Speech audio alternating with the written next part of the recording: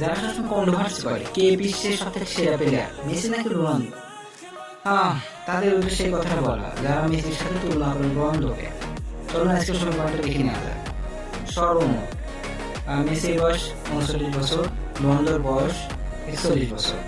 রোনালদোর বয়স বেশি হয়, রোনালদো ম্যাচ খেলেছে টোটাল 1330টি, সেখানে মেসি ম্যাচ খেলেছে মাত্র 1162টি।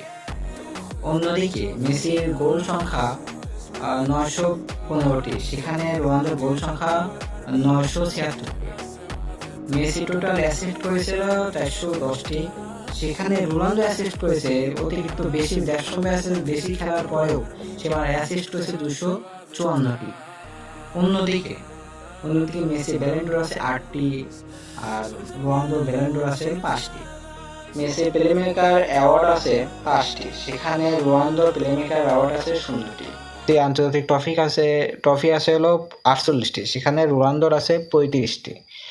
আপনারা এই সমীকরণ থেকে অবশ্যই বুঝতে পারছেন, এই সমীকরণ থেকে বোঝা যায় কে greatest of all time, Messi নাকি রোনালদো। তাই মেসি হলো